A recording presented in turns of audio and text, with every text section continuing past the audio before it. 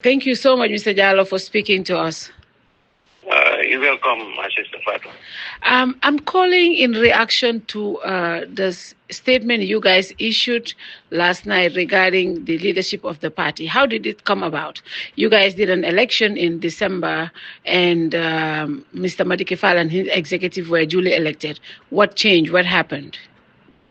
Yes, Fatou, that is true. We had an elective Congress, and it culminated in the election of Madikefal and others.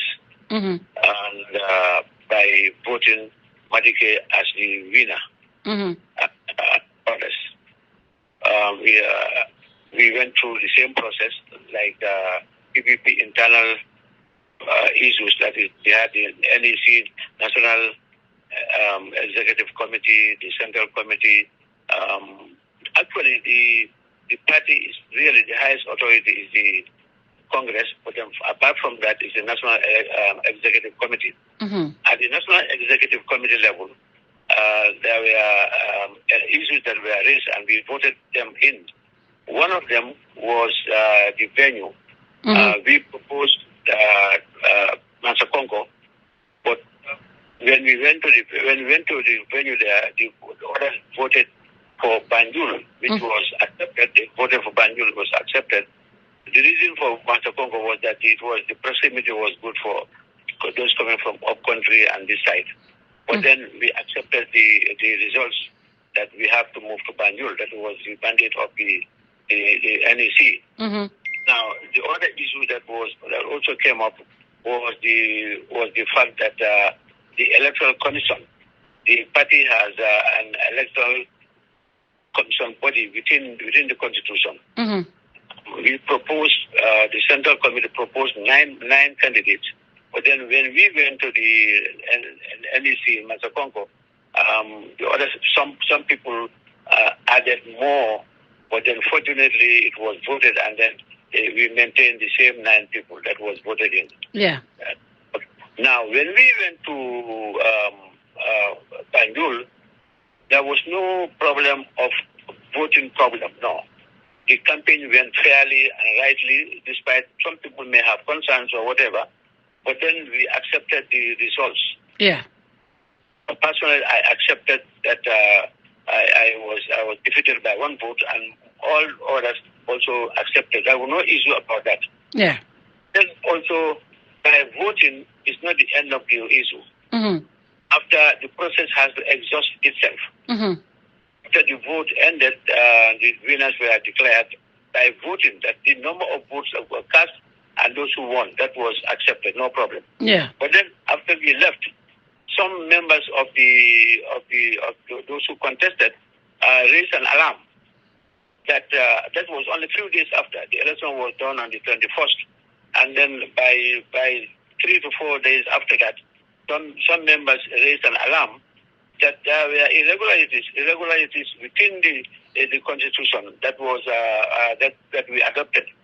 That we had issue with some of the members of the who contested elections, that they did not adhere to the constitutional provisions, and that provision clearly stated that failure to adhere to that will result in disqualification. Mm-hmm. That was what happened. When they realized that there's an issue there, the members, 3, I did not contest that. Personally, I don't, but I was also affected, but I did not contest. So those people who contested, they petitioned. They petitioned the Electoral Commission to air their grievances and that they need redress. Okay, the Electoral Commission looked at the merits and demerits of the petition, and then they almost 2 to 3 weeks, and they almost 2 to 3 weeks going through the whole thing, compared to the constitutional provisions, whether there was a merit in it that they were affected, and they determined that there is issue to be discussed, and they sought advice from 1 or 2 lawyers or whatever you call it outside, legal minded people who have nothing to do with the party, and they were advised that actually the constitution was infringed, and they advised them that those who did not sign we have done it in violation of the constitution. And based on that, the Electoral Commission decided that because of that violation, and it's clearly stated that if you violate that provision, you are automatically disqualified. I believe that was where exactly that they based our decision that those who won the election by number of votes were disqualified. So that was the issue. And then they said, okay, those who signed the petition, those who signed the undertaking were qualified, even though they did not have the required number of votes, but they were declared the winner. But Keba, I understand what you're saying, but when it comes to elections, Congress, IEC has to come and witness it, to be a witness to what happened. And when you guys had the elections, the IEC was there and they witnessed the elections, and this team was announced victorious. If something happens with the and I spoke to Mr. Fall just a few minutes back, and he told me this thing was never brought to their attention. And you and him have been cordially speaking as to the handing over of, just proper handing over of things. So this came as a surprise to them. And also the IEC, when I spoke to them, and as far as they're concerned, those that were elected at the Congress are the officials that they recognize, because it's elections at Congress. What would you say to that? No, the IEC, they did their job. We have no problem about that. Actually, those who contested this thing, they did not complain about the election itself, no. Those who contested, I was not among. But they did not contest about how the election was processed at the Congress. Now, the IEC, I've not spoken to them. I didn't see their correspondence, but they actually witnessed the election, which is okay. We have no problem about that. They witnessed the election. There was a winner. There were winners, no problem. But then the electoral process was not exhausted. I don't know whether you get me right. No, I understand what you're saying, but as far as Mr. Fall is the NEC, the NCC, the electoral body, what is their mandate? If they conduct elections, when the elections is done, are they not dissolved? What else is left? What else is left? What else is left for on their job? If they conduct elections, and the election is done, at least that day, they have done one part of the job. But then don't forget. Okay. What about if there are issues that somebody raised? That should be redressed. Yeah, but when even in the national elections, if a candidate is declared victorious, if anybody comes to contest that, it goes through a legal process. It goes through a process, but when this process is ongoing, it is made known to all parties. Did the NCC make this known to any of the parties apart from you? Because as far as Mr. Fall is concerned, they never heard of this. This came as a surprise to them. So it seems like the NCC was just working on their own without letting other parties know, and the general party knowing about what the redress was, what was going on. No. I think that was misrepresented. What happened was he knew about it. Actually, they refused to sign about it. Sign it. The issue we are trying to raise here is not about somebody winning by 1 vote or 2 votes or 10 votes. That's not the issue. What the contestants were contesting is the fact that they infringe on the Constitution itself. That you have to sign something to be eligible. Otherwise, the same Constitution says that you are disqualified. And then, but before exhausting, we have to exhaust it, because we believe that the PPP's internal mechanism is strong enough to solve these issues. That's what we believe in. But what powers does the NCC have to declare you and the other executive as the Secretary General, even without election, just because they disqualified the other candidate? if this going by the process, shouldn't they just do a new fresh elections or something else? Do they have the mandate as per your constitution to just declare you and the other members as executive members without without another process? I'm just asking. The EC, our electoral commission, have authority and the mandate to declare results. Okay, results. After an election. And dispute resolution. Okay. And that's what they did. In fact, for me, I convinced these people, not me. I did not contest. I am prepared to. Actually, I was talking to Madige. I want to just hand over and finish with it. Yeah. But then you cannot do it in the midst of the dispute. You cannot. Nobody will do that. There is dispute going on, and until and unless that is resolved, you cannot abandon the problem and to leave somebody else. So what is happening right now? The PPP's internal mechanism is working. But is it to those who say Keba is doing the same thing? This is what they did to Manjai. He doesn't want to relinquish power. He just wants to hold on to the PPP. What do you say to those people? No. Tuma took the PPP to court for violating the constitution itself. That's what these people are complaining. That's what Tuma did.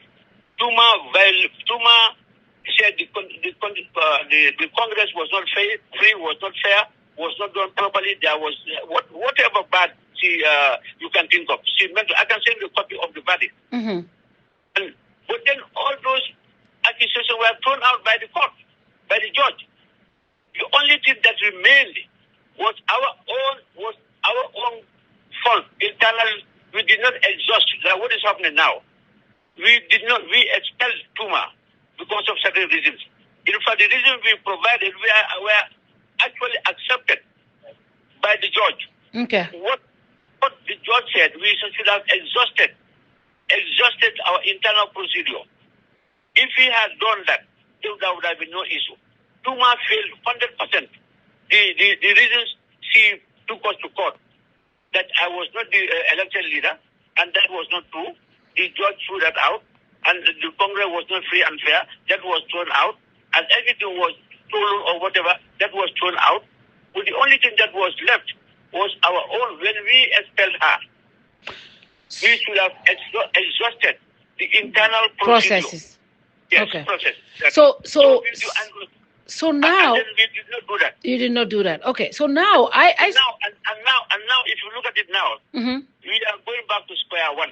But you did not exhaust the process, because what you guys, the NCC, just did is to say they have removed this executive and they have made you the party leader when there was no other elections. They just did their own internal meetings. I am being told, in fact, 3 of the members did not sign up to this because, as far as they're concerned, they have exhausted their role, their mandate as NCC, so they don't know what this process is about. So no, Faru. I think they know better than me and you. Okay. They know the internal mechanism is not exhausted because they understand that they have given them 3 weeks to reply. And that means there's still room to maneuver. So in the meantime, you are the Secretary General and party leader. Is that what is happening right now? According to the decision of the the Electoral Commission. But we have seen a similar scenario with the APRC. But when it comes to the IEC, the party they are recognizing right now is the people that were elected at the Congress in December. That's what the IEC told me when I just had an interview with them. They don't know about the internal issues that is happening right now. As far as they're concerned, the people that were elected at the Congress in December are the recognized executive of the PPP.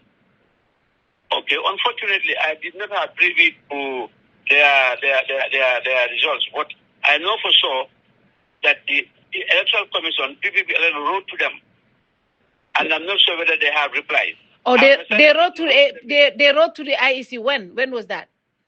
Just before the, I think just after the elections. After Yeah. what did they write to them? Was it about the results? What did they write to them?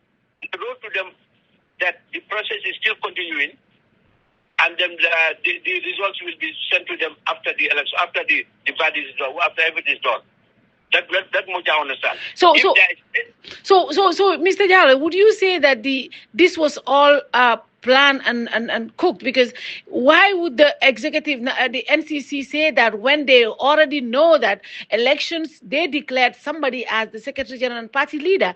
Why would they write to the IEC to say we are the process is not exhausted when already they had declared somebody as the Secretary General and party leader, and then go back to the IEC and say we have not exhausted our process? No, the Electoral Commission did not write to IEC to say that they have already declared a winner. They did not. But they declared a winner at the elections. That's what I'm saying. In the presence of the IEC. The votes were counted. Okay. IEC was there. We were there. There's no issue about that. Okay. You understand? There's no issue about that. What we are saying, what I understand, Okay. the contestant is that the result is not contested. Okay. But they have infringed on the very constitution we are talking about. Okay. That's the issue. Okay. And that's resolved internally. Okay. If you do process, we have no problem. That is, the Tumanjai case is the same thing. Tumanjai case, because we failed, because we did not exhaust all the internal issues. That's why Tuma won. Okay. Exactly. Tuma. But Tuma, she took us to court. She failed everything. She failed. I can send her judgment.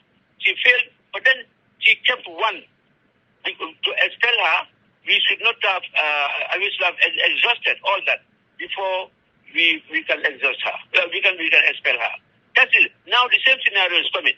I think IEC should respect also. Should respect our internal mechanism. If that is exhausted, then they can come in.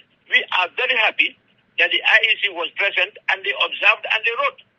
And that's it. We have no problem about that. They were there. They saw what's his name? Madikefal won me by one vote. We have no problem about that. But there's no problem about it. But then also, the people, we need to hear from them. What about if the other side is happening the other side? We should hear from all the belligerents. We should hear from them. So this is where we are now. Personally, I have no problem. I had prepared myself. I talked to Madikefal that I'm ready to what I call it. So are you going to hand over before this is solved internally? Are you going to hand over now and wait until everything is solved? Then if you become the legitimate leader, then, or what are you doing? Are you holding on to now? No, we are almost at the end of this thing. We are almost at the end of this thing. If it says that we should hand over, I'm ready tomorrow. We can hand over. I have no problem about that. Who is the Secretary General and party leader of the PPP today, January 29th? Who is the party leader? Madike is the elected. How you call it? Party leader elect, but subject to the interpretation of the Electoral Commission and the Constitution. Not the Bajalo. Madike is this elected party leader right now, as we speak. Elected. Listen to me carefully. Okay. And I don't want to go beyond or less what I'm saying. Okay. Had election. Mm-hmm. He won by votes. Okay. No problem about that. No problem. But then it's not confirmed. You cannot elect. You cannot swear in anybody who is not confirmed. It's not confirmed. So after we exhaust, it will be confirmed, and then the winner will be declared. It's no problem. My question is, as we speak today, this January 29th, 2025, who is the Secretary General and party leader of the PPP? With the party's constitution, Mm-hmm. listen to me carefully. Yeah. And with the page of the Electoral Commission, Mm-hmm. I am the leader right now until it's declared otherwise. You just told me Madike is the elected party leader. No, I think we are getting two things right. Okay. Madike was elected at the Congress. But if listen to me, Mm-hmm. if the president is elected, There's a transition period. nah, I say yes. There's always a transition period. exactly transition and transition and then swearing in. But what is the PPP? Madike told me there's no transition period. It's just something. What is the transition period for PPP? No, PPP does not have that. But we don't have that issue. That kind of issue. Because once somebody is elected as a party leader, they take over from the same day. That is how it is done. No. PPP has never experienced that. So as we speak, Keba Jallow is the party leader of the the PPP. As we speak, Keba Jallow is the party leader of the PPP. Yes, right now. Okay. By the Electoral Commission. And then the process is still continuing. It will evolve. Madike is Secretary General elect. No problem. Madike is Secretary General elect, but Keba Jallow is the Secretary General of the PPP as we speak. And please make that very clear. What I'm saying. That is going to be my headline. Keba Jallow says Madike Fall is the Secretary General elect, but Keba Jallow is the Secretary General of the PPP as we speak right now. And then we are waiting for the final decision of the Electoral Commission. It's simple. If however it comes, we will take it as that. Those who said you put it's your people, the Electoral Commission was selected by you, it's your people, it was selected by your administration, and they don't expect you to do a fair game there. What's your response?